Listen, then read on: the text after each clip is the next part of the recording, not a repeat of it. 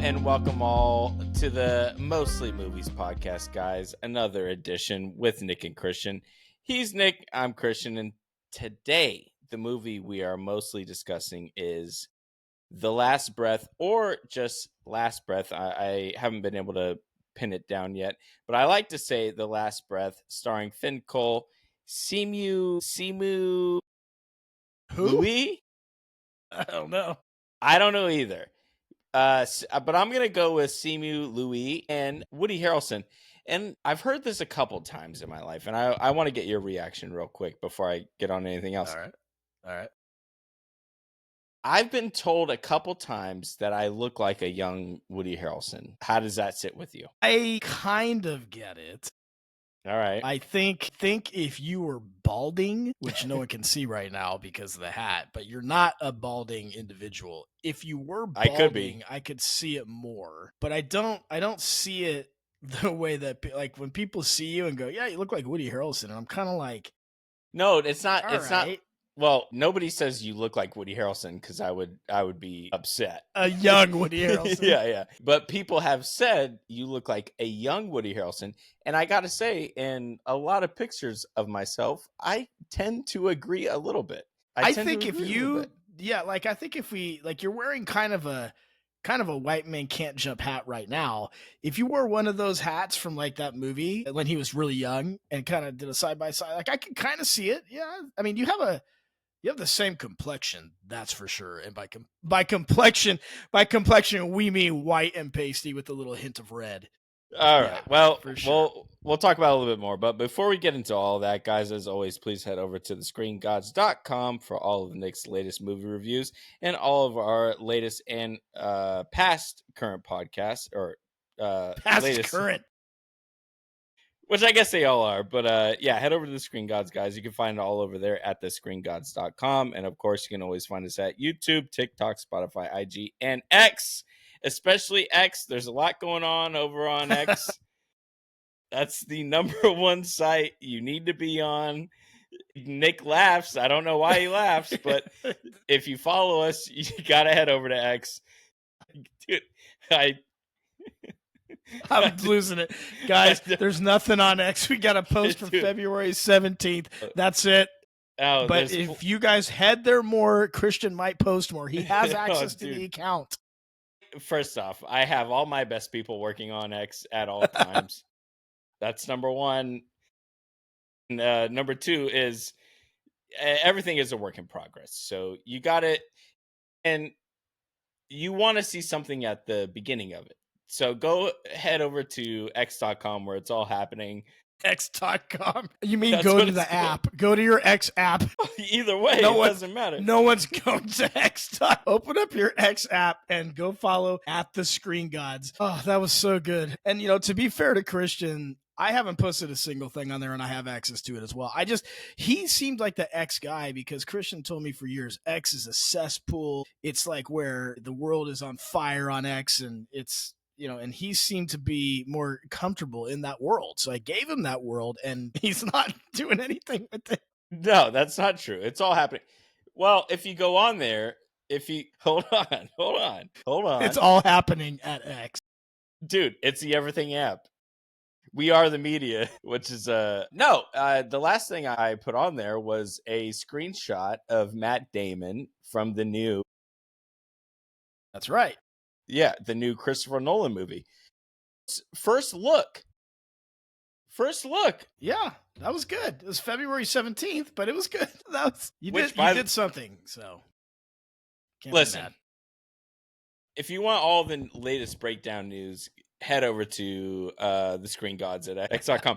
No, but it will happen. But today, guys, we are discussing The Last Breath. Which I did confirm it's just Last Breath. It is just Last Breath. It's just Last Breath. But there wasn't even a last breath taken, right? I guess. Depends on how you look at it. Kind of. So, all right. So we're going to change this up this week. I'm going to go through this plot very quickly and as concisely as I can so that you guys have a general idea of what it is. And then we'll give you some insights and some takeaways. Christian's very prepared. He's well researched for this episode. I did do a lot of research. Love it. Yeah. And which I'm glad to hear. So This should be a good episode. This is redemption week, by the way. We haven't been, obviously, as you guys know, we haven't been on in a few weeks. A carnival, cornucopia of chaos the last 3 weeks. We have not been on, but we're back. Unfortunately, if there's time, I'll get back to the movie Christian did not see, which was Novocaine, and I'll give you some thoughts on that. But last I want breath, to hear that. I want to hear that. But go ahead. yeah. So last breath, guys. First of all, I went into this fresh. I gave Christian. I said, "What are we?" He said, "What are we watching?" I said, "Dealer's Choice." He said, "Okay." Last breath. He was hearing good things about it. Apparently, I have seen the preview, don't remember it. So for me, it was like I went in fresh. I did not know what I was getting into. So very quickly, this is a true story, or based on a true story. And as Christian called out, it actually opens with, "This is a true story." So it doesn't say inspired by true events or based on the true story, or it literally says this is a true story, which I think we can unpackage that later potentially. That's pretty is astute observation of you. But the summary of this plot is that Finn, whatever his last name is, what's his last name? The actor? Yeah, no. I think, yeah, Finn. Finn Cole. He's Finn Cole, who I think his main claim to fame at this point is he was in a TV show called Animal Kingdom for a while. Right. The actor is Chris. The character is Chris Lemons. That's the main character. Yeah. So anyway, he's the main character that the story is based around, or that this actually happened to. He is a pipe maintenance worker, but really he's a deep sea diver. So he is in this movie, I guess in the story, this is his first time actually getting that job, and it's one of the more dangerous jobs, I guess, in the world that you can do, which you go down 300 feet to the seafloor, and they have, apparently, as Christian I'm sure is going to get into, 20,000 miles of piping across the ocean in the world, which there's a lot of takeaways we can get into when we get into the color commentary of this thing. But anyway, the plot is something goes wrong. He gets stuck down there, and it becomes what they think is going to be a body rescue. And so the Woody Harrelson is another diver. He's on his last leg, kind of the whole last rodeo thing that we've talked about, our favorite movie trope, one last ride. Yeah, but in this case, it's true. If it actually is a true story, that part of it. And so really, the whole movie is based on the fact that, and this is a spoiler, so heads up, it's a spoiler. He actually loses oxygen, and they do recover him, and he goes without oxygen for something like 30 to 40 minutes, but somehow survives. So that's why it's a true story. But the way that they filmed it, we'll get into Christian's critique of it. And I have thoughts on how the movie was too relative to the critic score and things like that. But there's a lot that I think we can talk about in this movie, especially since it was a true story. But that's the premise, guys. So I just want to get that out of the way. We're going to talk about it. But if you're going to go see it, or if you were thinking about seeing it, I want you to know, kind of what you're getting into. So that's really what's going on. Yeah, it's pretty wild. And well, no, it gets even on the surface level, it's already wild, and then it gets to a level which I'll talk about. But yeah, when we left the theater, like I said to you, I was like, I have a lot of questions about this because I've never heard of the profession, for one, which is called saturation diving, which I'd never even heard of, which is basically in the beginning of the film, he said that it has those like kind of like I don't even know decompression chambers. Well, yeah, I guess you'd say that, but I don't know what the film. No, that's what they are. No, but I mean, in the beginning of a film, when they give you some facts, I don't know what that's called. The setup, yeah. I guess so, but I don't know what that's exactly called. Where they, that's a good point. Yeah, I've never even thought about that. But at the beginning of the film, they give you a couple of facts, and they're like, "There's 20,000 miles of pipeline beneath the ocean." Or beneath, I guess, all oceans or whatever, which I didn't know, which was pretty fucking crazy. But also, go ahead. No, I'm listening to you. Oh, okay. So they give you a couple of facts, and anytime it's and the other thing too, which I brought up when we were leaving was this movie said this is a true story. It didn't say it's based on a true story. It didn't say, like a lot of movies go, this is based off of, facts or whatever it is. It just blatantly said this is based off of a true story. So, which was interesting to me because you're leaving yourself to some like legal leeway, I guess, in a way. Like, unless it's creative freedom, yeah, exactly. It's like, okay, well, this must creative be liberty, as they right, say. exactly. So that was kind of weird. But so yeah, so it said this is based or not even based off. It was like this is no, a it true says story. this is a true story, is what it said. Right. So it's based off of Chris Lemons, who is basically a deep sea diver and what they call a saturation diver, which what these people do is they go out into literally the deep sea where there's oil pipelines, I would assume gas pipelines. I think that's probably the only two. It's like gas or oil. And they go out there and they do maintenance on these pipelines. But it's crazy because they just like oil pipelines or oil refineries or whatever, they do like 30-day shifts, right? Like 30 days on, 30 days off. So the movie starts with obviously this guy, Chris, and his wife is obviously like, you're obviously going to get into some danger. And it's like, yeah, no shit. I'm obviously going to get into some shit. And they're like building a house and all that stuff. But what they do is they go down and they do maintenance on these oil pipelines, but they go out into like deep sea, which is pretty crazy because I didn't know. And what this movie taught me is like 300 feet under the ocean is essentially the same thing as being in outer space. Right. Yeah. It's the same You can't exact. see anything. It's freaking freezing. The pressure, all that. So what these people, well, and let me give a breakdown on what these people do. So basically, they go out in the open sea for about 30 days at a time. And because they have to work so far under the ocean, when they get onto the ship, onto the boat, they have to then also get into a hyperbolic chamber. And for the entirety of their shift, which by the way, there's nothing to do there. It's a table, it's a couch, and it's like bunk beds. It's like literally being in the space station. You're like in a dorm. Like, yeah, 100%. But you're on a ship, which is crazy. But you have to be. So what they do is they increase the pressure or whatever that they need to get for you in order to work at that pressure underneath the sea. Well, so, real quick pause just so people ahead. Understand. When you are working in a higher pressure environment down, like when divers go, just even regular divers, forget these saturation divers, you'll hear people say, well, you got to decompress when you come up. Right. So what Christian is talking about is in order to avoid that, because they're working for 30 days at a time, they don't want to have to decompress every time that they're at the end of their day. Yes. So instead of doing that, they come back into these chambers or they prepare their bodies for these chambers. And then when they come back in, they never have to decompress. So anyway, go ahead. No, that's 100% right. And so the reason they do that is because they would have to do that at the end of every single shift every day. So in order to mitigate that, they shave it to, you just have to do it at the end of whenever your shift. Days. Yeah, exactly. So when they come up into the boat, right? This is a question for you because you've obviously well researched.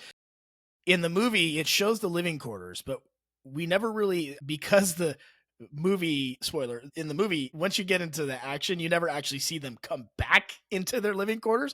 But I think the way it works is because they kept showing this scene of the hyperbolic chambers or the compression chambers. I think they go from that chamber, which is in the bottom of the ship, down, and they exit out of the bottom of the ship. And then when they come back up at the end of their day, they come right back into that same hyperbolic chamber. So basically what I'm saying is, even though they're on a ship out in the middle of the water, these guys, the divers who are doing it, they never see the ship ever. No, ever. When they get on the ship, maybe they when they get on the ship, they get in the compression chamber, then they do their work, they come back up every day for 30 days, and then they come back up. And then only when they get back on the water do they decompress and come back. It's crazy. It's nuts. It's literally like and this is the thing that it's like literally astronaut training. It's literally being in space because they are in that chamber for literally the entire time. And by the way, if anything goes wrong and the pressure, anything with the pressure goes wrong, their organs turn to soup. They turn insane. Yeah. So what happens is this guy Chris Lemons, they're going down to work on, I guess, on what they call a manifold, which is like basically like an oil pipeline. That's the hub. That's the hub of where all the pipes run into at the bottom. Yeah. Right. And this is another thing that was interesting to me was the ship that they're working on, they don't anchor down.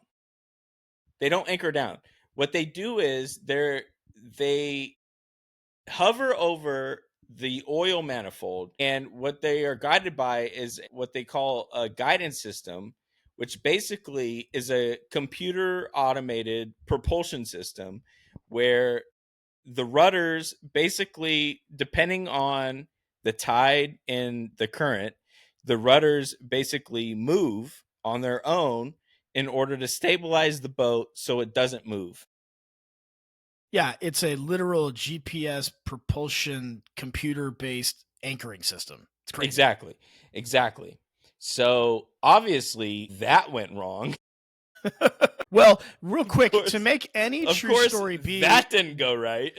Well, and that's the thing, right? So there's a few things, and as you get into this movie, and we don't want to give everything away, but to Christian's point, like in any normal movie that's even fictional, that would obviously not go right. But that's what makes this true story a good movie, is that, again, we're taking this at face value that it is actually a true story and that mostly they base it around these things where shit went wrong. And that's what leads to this. So that system, what do they call it? Do you know what it's called? I forget what they called it. It's a something guidance system. Yeah. Anyway, so that goes wrong. Anyways, keep going. So yeah, that goes wrong. And so basically, while these two divers are underneath in the water, the ship, obviously, due to the current, pulls away. So what happens is these divers have what are called umbilical cords. And the umbilical cords pump in warm water into their suit, just like an astronaut, by the way, because it's so cold. And I think they said in this movie it was only like 2 degrees above freezing or something like that. Something like that. So the suits not only pump in oxygen, and not only that, but I think they said helium or something else too. A couple of concoctions, but so the suits provide everything you need, and there's a lot of slack for every suit, obviously. So what happens is the ship starts getting drifted away, and the umbilical cord to one of these divers gets snagged on the oil manifold, where the structure, I guess you'd say, that they're supposed to be working on, and it starts pulling them. So they have to cut away, or they don't even have to cut away. The umbilical cord that he's strapped to snaps because the ship is drifting away, and so it just snaps. So his buddy that he's working with is still attached to the ship. He's gone away. And what happens is when you get snapped away from the ship, you have to switch over to your reservoir oxygen tanks. And this is where the crux of the movie, the craziest part of the movie is. So when this guy switches over to his oxygen tank, he only has 5 minutes of air. 10 minutes, right. 5 to 10 minutes of air, which is what they estimate. They call it a bailout, is what they called it in the movie. Yeah, exactly. Yeah. They call it a bailout. So this just enough for you to like get to the surface, basically, or get. But you no, that's the thing. You can't go to the surface because your blood is. And this is the thing I read about. That was the problem. You can't just swim to the surface because if you do that, your organs will implode, which is crazy. That was the problem because I mean, sorry, not to the surface, to the boat, back to the boat. But even still, they're what they call the bell in this case. The bell, yes, yeah. But that's the other that's another crazy thing too. Is like you can't just swim to the surface because you will literally incinerate yourself. No, there's nothing you can do if you get cut from these umbilical cords. Right. So the guy, he gets severed from his umbilical cord. He only has 5 to 6 minutes of air, and the only way he can get saved is if he climbs himself up to the top of the manifold, because that's the only landmark that anybody has of where you're going to be. In the ocean, they know where that is, right? Exactly. So his other diver, his friend, he was like, hey, you have to make it back to the top of this manifold, otherwise I'll never find you. Yeah, I will never find you, and it is what it is. Right. So this fucking psychopath, the actual guy, Chris, Yes. the main guy of this true story, Chris Lemons, is at the bottom of the fucking ocean. The Atlantic, by the way. The North Sea, which is in between, Yeah, or North Sea. The UK and like Scotland. It's cold. It's really cold. It's fucking cold. This fucking psychopath gets untethered, is on the bottom of the ocean, and he has a couple flares, so he lights some flares, which, by the way, was one of my favorite shots of the movie. Was Great when he lights, shot. Yeah, yes. when he lights the flare and he's climbing to the top. Great shot. Yeah, it was fucking awesome. Really good. This fucking guy, he's on the bottom of the ocean floor, lights a flare, finds his way to the fucking oil rig, manifold, whatever, climbs his way to the top of it somehow, and he hooks himself onto it because, again, that was the only place they were ever going to find him. This is where the North Sea is, by the way. Just zoom in for our fans. Like the English This Channel. This is where they're chilling, right here between the UK and Copenhagen, just right here, cold as hell. Anyway, so he's just out here in the middle of just the ocean at the bottom of the floor. Yeah. Yeah, and just so basically what happens is he passes out for 35 minutes. He passes out. And I read a really... All right, so I was just telling. So yeah, he needed the flares to kind of even find where in a compass to like find where he's going. And again, he's only got 5 minutes to do 5 to 10 minutes to do all this. So of air. So he somehow finds a way to pick himself up, get to the top of the manifold, clip himself in. And this is the thing.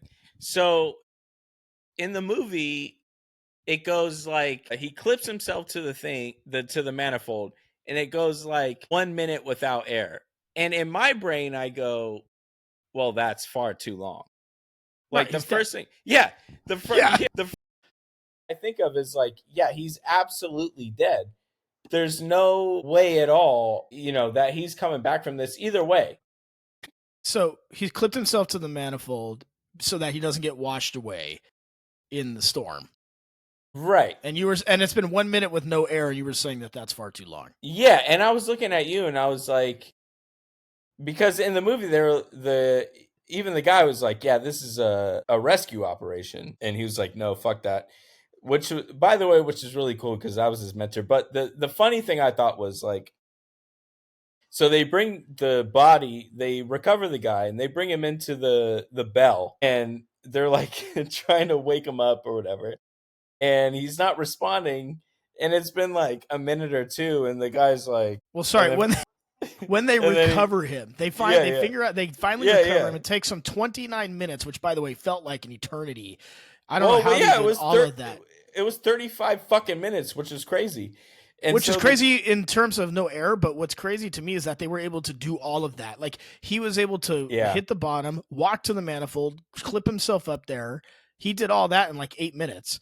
And then they had to, like, as Christian said, they had to figure out a way to stabilize the ship and get back over the manifold, and the ship had to do all this stuff. And that's what I like about these stories is you'll see there's other things that are going wrong too that they got to fix. So there's stories like this always have multiple heroes, basically people who you wouldn't think. Like there's a guy who had to figure out how to get the locking system back online.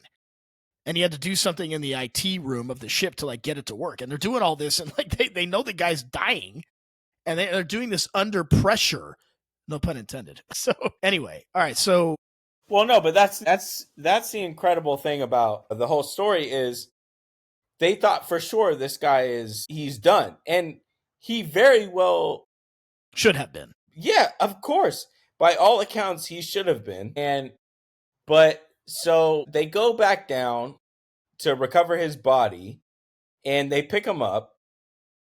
They bring him back into the bell or the pressurized chamber, and both of the divers, who are the old guy who's played by Woody Harrelson, was actually his mentor and his friend, which makes it even more sad when you watch the movie again because you're like, it was real emotion that he was dealing with because he was the old head, he's about to retire, and his Right. kid's It's his dying on last the run. ride. Yeah. But the thing that I almost wanted to laugh about, so the dude was non-responsive. He got him to breathe. So Woody Harrelson's character, the old head, gives him CPR and he gets him to start breathing, which is just half the battle because when you're brain dead and your brain hasn't had oxygen, it doesn't matter if you're breathing, you have to be responsive, right? It doesn't matter if you're breathing. It doesn't matter at Right. all. So Woody Harrelson's character gets him to start breathing, but both him and the other diver, they're like trying to talk to him, be like, "Hey, what's going on?" Whatever, and the guy's just like, His eyes are lifeless. "Yeah, lifeless, like a vegetable." And Right. then after like I don't know how much time went by in the movie, but like it was funny to me. It felt like 1 minute. Yeah.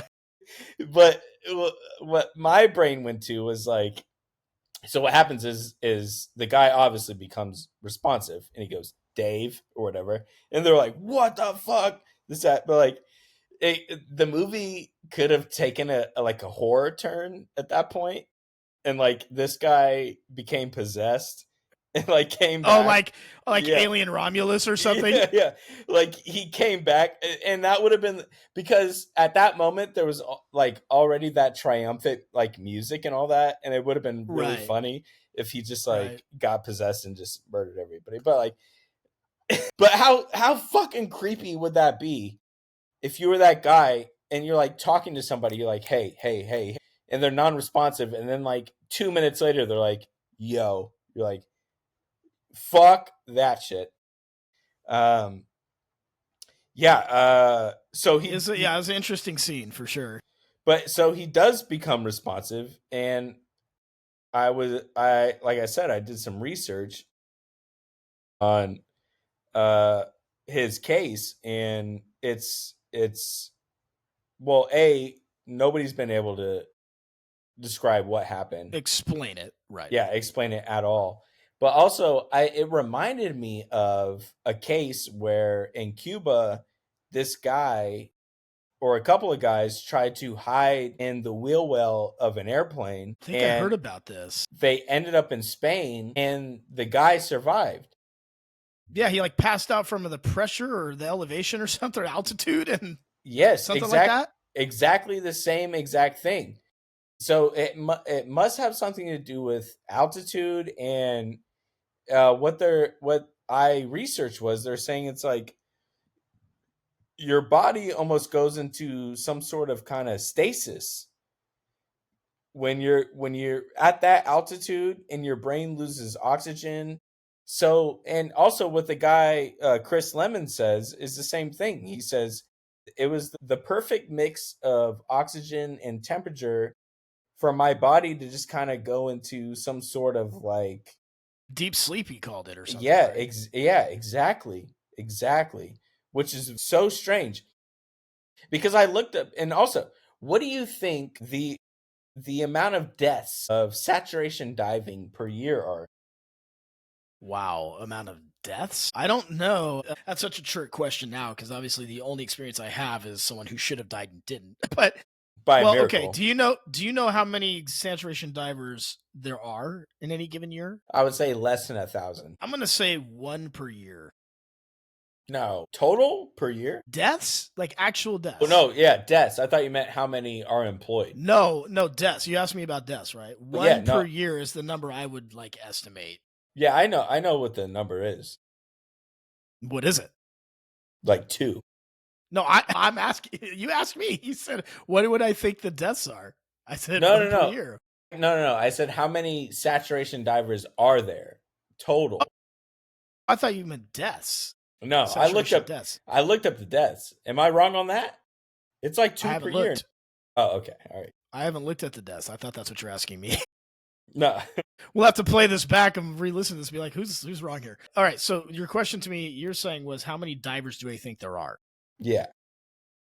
total Yes. per year or just in the existence? Just in existence. And you said you think there's 1,000, but the actual number is 2. I would say no. The amount of deaths I know, but I don't know how many divers there are. Okay. Yeah, I don't know. I don't know. But would it surprise you that I said there's less than 3 deaths a year? Yeah, I think so. Just because that's why I said 1. I was guessing 1. Isn't that fucking So- crazy? It is in some ways, but so that you were close. There's about, they said it's difficult to pinpoint. There's about 3,000 on record saturation divers in the world. What I think is crazy is, and I'll get back to the safety, my thoughts on safety, but if I said to you, and you probably did this research, so we'll see. Given the risk of this job, what is the annual salary for this position? So starting off, Did you look this up or are you guessing? yep, nope, I looked it up. I already know. Okay. All right. It's I not already as know. fun, but go ahead. So starting off, you get 80 to 100 grand. That's the low level. Top level, you get about $250,000. Yeah. But one of the most interesting facts that I read about it was when the actors were doing research for the movie and they were talking to these real life people, obviously, they love it. They love to do it, which I thought was kind of honestly portrayed in the movie too. It seemed It like was. yeah, Yeah. it seemed like they loved it. And especially through Woody Harrelson's character, who they're like, "Hey, you've been here 20 years, you have to retire." He didn't want to retire. He didn't want to stop doing it, which is fucking crazy. So on some level they love to do it, which is, it takes a certain type of person though. It takes a crazy person to do those type of jobs. So I get it. Those type of people don't want to go back to watching True Detective. Nice play. You know what I mean? Yeah. Yeah. Yeah. I definitely was stunned. I was stunned to find out that is all they get paid. Now, to be fair, they're probably not working. If you extrapolate that out, they're not working 365. They're not working like what we're doing. No, because they no, have they only 30-day work- projects. Yeah, but also leaving for a month. That's a crazy schedule though. To be like, No. "Hey, I'm What leaving." my point is though is actual work. So what I'm saying is they, if you were to say like what they're compensated at, yes, they're make somewhere between 80 to 250,000 a year, but it's really like they're making like the equivalent of what would be 500K a year because they're only working the job they're actually doing. You know what I mean? Is 30 days, maybe twice a year, maybe 3 times a year. Right. It's crazy. So it's really good money, but as you said, like you got to be a special type of person. Did you see that what was that oil rig movie with Mark Wahlberg? Mark Wahlberg, Yeah. Deep Water or Deep Horizon, something like that. Deep Horizon. Damn, that was good. That was good. But this movie, it was clearly like we have a crisis and let's write a movie around it. You know what I mean? Like the dialogue. This movie? Yeah, this movie was like, we have a premise and let's just write some dialogue for it. Where like Event Horizon or whatever that movie, like Deepwater Horizon. Yeah. Deepwater Horizon, like had at least better writing to it. And the characters I think I liked a lot more. Like this movie didn't have any characters I really cared deeply for, I guess I could say. There wasn't really any character development really at all, with the exception of Chris, the main guy, and even that was limited. Yeah, and I just didn't really, it didn't really have that, which I almost respect it for too, because it's like, yeah, I don't really care about it, but no, it didn't. It was, to me, it seemed like it's like, hey, we have a premise and let's write some dialogue around it. Like, right. Yeah. Like basically let the story tell itself. Exactly. Kind of, and it's in like, a way. And it's just like, let's write a script that gets from scene to scene. Like The dialogue and the writing had nothing to do with anything at all. It didn't matter. No, it No. was It no, was just even like, all the way down to whether it was the divers in the water or it was the people on a ship. Everything was, the best way to put it would just be vanilla. Everything was very vanilla in terms of dialogue and like whatever. And it's weird, right? Because you said like I almost respect it for it and blah blah blah, and it's kind of this conflicted view of it. Let me tell you something. I please. got two scores. I got two scores from Rotten Tomatoes to throw at you. One of them is the critic score, which they call the tomato meter, which, okay. And then the other one is the audience score, which they've now called the popcorn meter, which is insane. All right. One of the scores is 78%, and one of the scores is 91%. Now, generally, and I'm not saying one way or the other, but I think people who do movie reviews at all know audience scores are almost always higher. They just are than critic movies. Do you think that is still the case here with those two scores? I would definitely say the uh, uh, audience score is definitely is 100% bigger. Yeah. So the audience is giving it a 91% on Rotten Tomatoes. The critics give it a 78%. And this is one of those times where, as you're kind of pointing out here, I agree with the critics. It's a 78 movie, or what I would call a 3.5 flame movie in our ratings, It should have been a documentary. which it was in 2021. Okay. Totally was. Yeah, I think it could have been. Well, yeah, I don't think it should have been a movie. Could we say that? It You didn't can say have. whatever you want. It's our show. Yeah, it didn't have to be a movie. I'll say that. But I love to see Woody Harrelson in anything, and although his Right. character was like, yeah, Just all of them. We're just limited. All of them. yeah, they're kind of just like, it's probably just to sell tickets. Obviously, it is an incredible story, but yeah, it's so funny too. Like the things that Netflix chooses to fund, and then the things they don't fund, and it's like, this is the thing that didn't have Was to be. this a Netflix movie? No, it wasn't, but it could have Oh, been. okay. It should have been. I was like, what? No, but it should have been. Like, this shouldn't have been in theaters, I think. Although it was fun to watch in theaters, but I didn't even think like it wasn't even like the stakes were too high to me ever. It wasn't that intense. Even I in think theaters. that's, well, so here's the thing about that. I think because you know it's a true story, or at least, well, even if you didn't, like I didn't, and you went in, there was the way that they did which, by the way, to bring this full circle, you were talking about what is it called at the beginning of a movie? Those are called title cards. And so they're either called title cards or also known as an intertitle. And basically that's what those are when it brings pieces of text onto the screen in the movie. So, but because of the way they did those title cards with the whole oxygen thing, like you knew because he only had 6 minutes of oxygen. Right. And you knew, and that was only 19 minutes into the movie. So you're like, there's no way this guy dies because the movie would be over. Right. Like, so I think that's why the stakes they just weren't there. Versus if they didn't put that time on there, and also if it wasn't a true story and you didn't know already, and Right. again, I didn't, but some people would, then the stakes would be higher and all of that.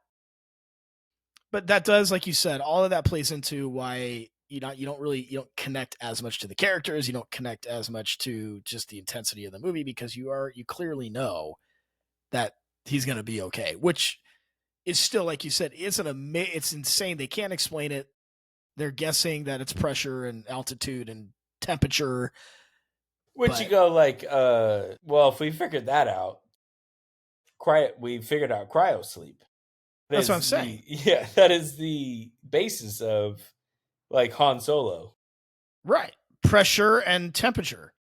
Which, if some are to be believed, Walt Disney is frozen right now. If you ask certain conspiracy theorists, which the more and more we get into this technology, the more and more you got to start asking yourself, maybe. He very well could just be chilling right now. No pun intended. Dude, the puns are off the hook today. Okay. All right. So I think, guys, it's okay to go see the movie because it's a great story and I think it's worth the price of admission. But the critics got it right with. Also, my favorite fact, I forgot to say it. The guy, Chris Lemon's, his wife, they were building a house through this whole thing, and they ended up getting divorced and didn't love each. No. Yeah. I don't want to hear that. Yeah, well, that's the cold hard truth. Well, especially that's even more depressing because they showed real footage of his wedding. I know in the movie. I know. Yeah, that's correct. Don't say that. Don't tell me that. It's what it is, dude.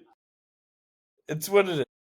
I wonder if it has something to do with the fact that 3 weeks after this incident, he went right back down there. Probably, you're right. That may have you mentioned it at the top. These guys got to have a screw loose to even do this job. They got to have a purpose.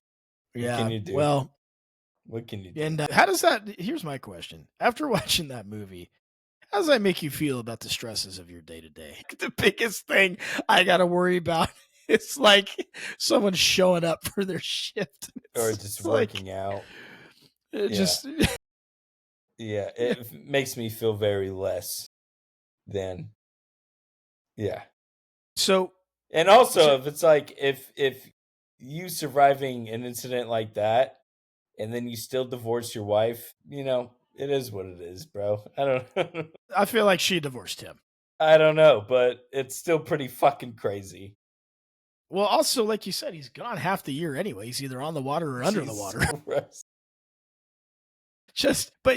so just pivot a little bit off of the movie, but onto some of my takeaways that I think are kind of. When you're watching this movie and you get a glimpse, and obviously this is Hollywood making it, or this is studio production and whatever. So I'm sure the manifold and all those scenes are made in a pool and all that stuff. But in general, if we believe it to be somewhat accurate, here's what I was thinking the whole time: humans do the craziest things, the most, and they do the most things that. There's no yes, there's oil pipes and gas pipes. I don't know what they're for. No, I mean you don't know what they're for, but they're clearly very important enough to build, which is crazy in itself. Like, how do you build these things? And you think about the human, just the advancements, especially in the last 10 years. Before that people were saying the same thing. And then before that, they were saying the same thing. And then you had the Industrial Revolution. And then you go back to the Roman times where they're doing crazy things. And then whether you believe it's aliens or humans, if you think it's humans, you got the pyramids. You can go all the way back. But the bottom line is humans doing crazy things that you would never expect. So that's the first thing I thought of, right? Was, okay, if you beamed someone from 300 years in the future, and they were looking our relics of things, right, and we're all dead. If they came in and were like, how did they do this? Right. How did they lay 20,000 miles of pipe at the bottom of a seabed? How did they do it? That's how I feel like we look at the pyramids and go, how did they do that? How? That is, you know what I mean? No, that's 100%. That's exactly how we look at it. Which is crazy. It is crazy to be like, how the fuck, with everything that we have at our disposal, that everything since you and I have been kids, if you just look at the technology from then until now, and you go, that's pretty fucking crazy. And then you look at the pyramids, you're 100% right. You go, we built that? You go, no, the fuck we didn't. But then I go, well, maybe they did, because I'm looking at these pipes going, I don't know how we did it here. I don't know. No, but yeah. But then you go obviously, yes, for sure. I agree with that. But then you go those people had the same technology we had. Right? They had to have. And something happened where they got wiped out. I think that this has happened a lot more than any conceptual science is willing to agree. You mean like they've had to rebuild? We've had to re-evolve, so to speak? 100%, bro. The Jews didn't build the pyramids. Like, come on, bro. Like, what are we doing? Like, dog, there's pyramids on every single continent. Yeah, for sure. How the fuck did that happen? Right. Come on. Like, so, Well, but yeah, I we don't need to take it. But look, bottom line is that was my takeaway. Is I was like, and I'm talking about things all the way down to simple things like how does a flare burn underwater? Like I don't even know how that works, yeah, right? exactly. And there's just like they're fixing pipes down there. Dude, if my computer freezes, I freak out in my cubicle. This kid's down there like trying to tight a pipe wrench over a valve. Dude, one of the interesting things about the movie was one of the main actors, because they were talking to like real life people, Of and course they were. Yeah.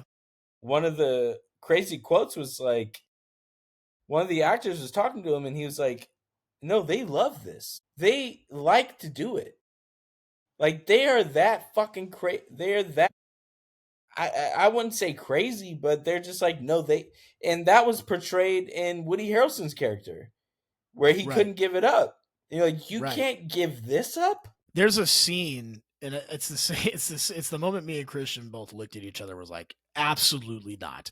And it's at the very beginning when they first do the dive, before any of the chaos happens, and diver one goes in, and they drop this, I know we talked about it, but they called it the bell. They drop the bell below the ship and lower them down, and that goes a certain distance, and then they jump off of that.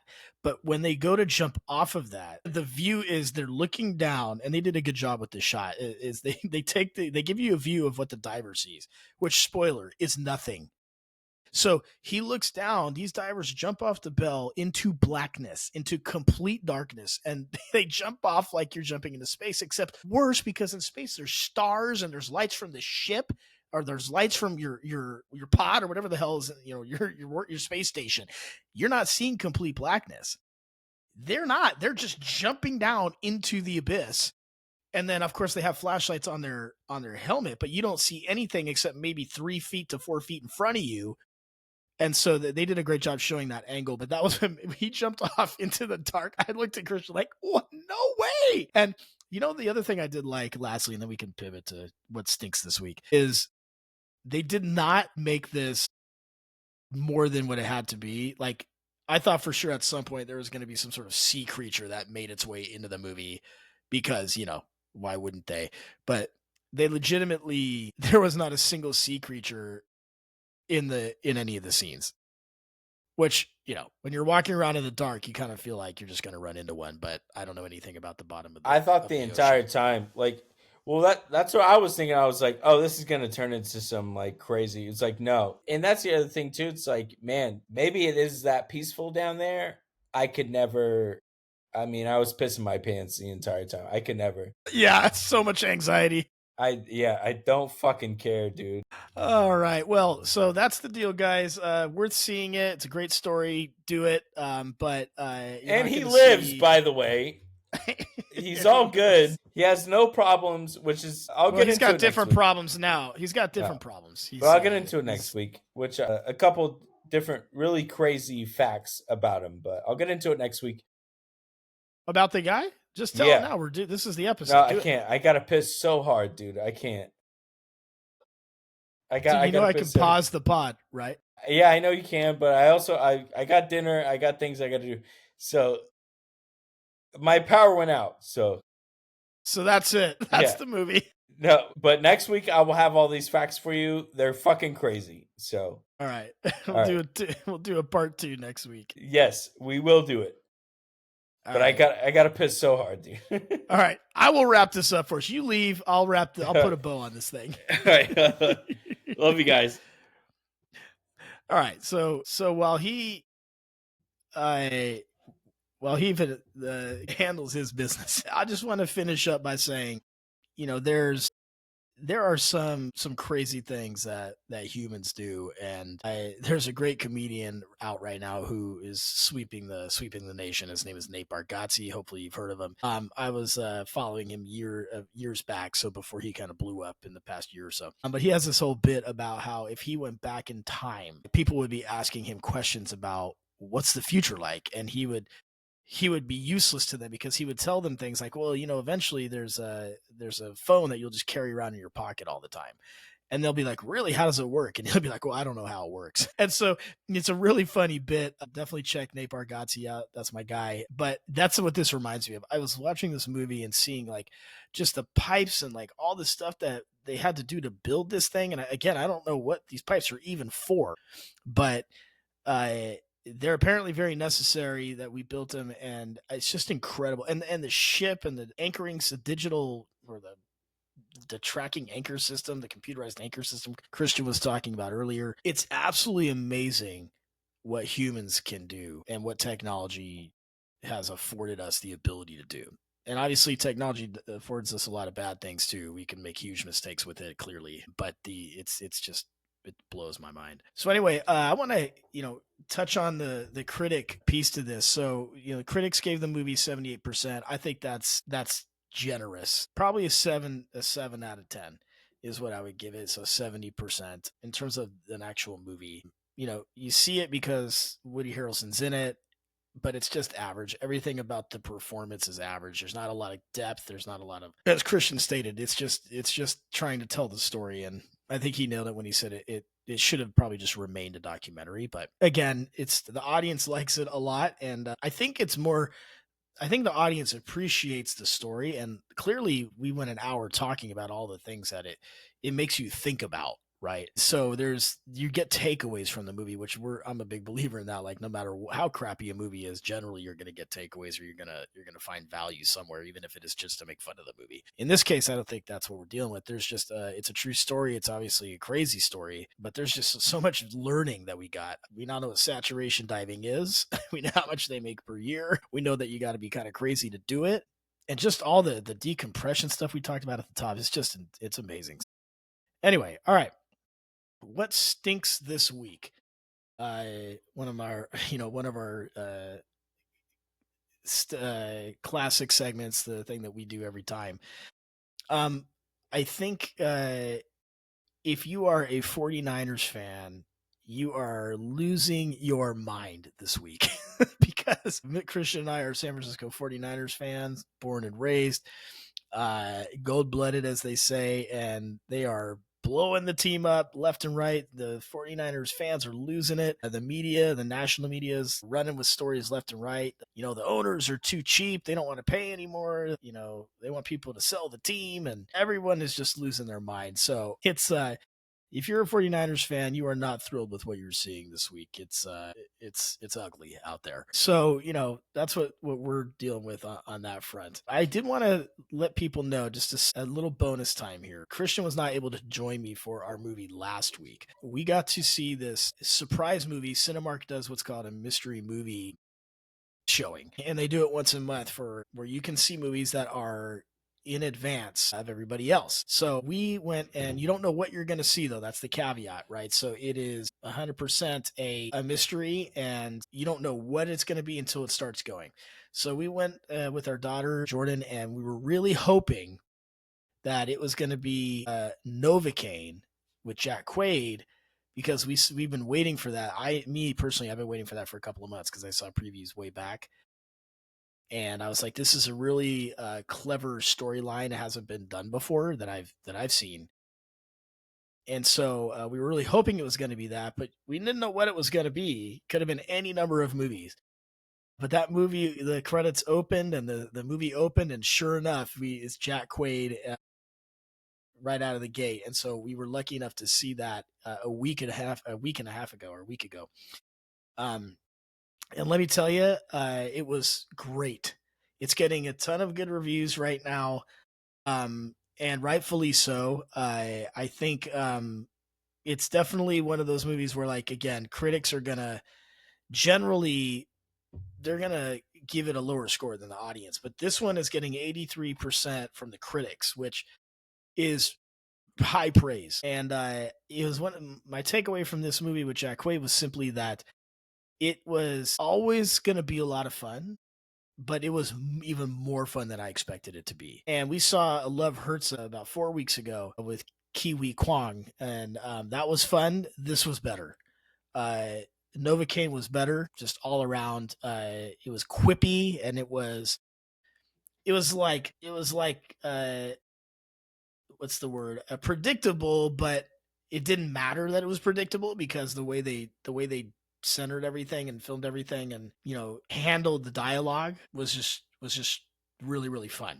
Rotten Tomatoes doesn't even have an audience score yet because it doesn't technically get released until 2 days from now, until this Friday. So we got to see it a week in advance, like I said. And so I encourage everyone go see it. It's a lot of fun. It's definitely worth the money. And I just Jack Quaid is 2 for 2. If you're following us on any of the social media except for X, which Christian never posts on, so we got to start doing more posts on X. But it was definitely good. I reacted to it, did an instant reaction on it on Facebook and posted that. So definitely worth it. Go see it. The critics like it. The audience is going to love it even more. I loved it. And like I said, it was even more fun than Love Hurts. So, and we're here to be entertained, and it absolutely does that. So that again, Jack Quaid is 2 for 2 this year. He started with Companion, which was really, really good. And then this one is different for sure. This one's not as much so much of a it's not trying to convey a message like Companion was. So there's not an agenda with this movie, which makes it even more fun, honestly.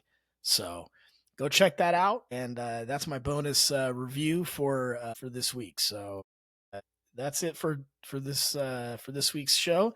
Again, follow us on TikTok. That's Screen Gods. On X with The Screen Gods. On YouTube is at Screen Gods. You can go to thescreengods.com for our reviews, and some of our podcasts are also posted on there, but you'll find us on Spotify, on Apple Pods. And for now, you guys take care. We'll see you next week. Deuces.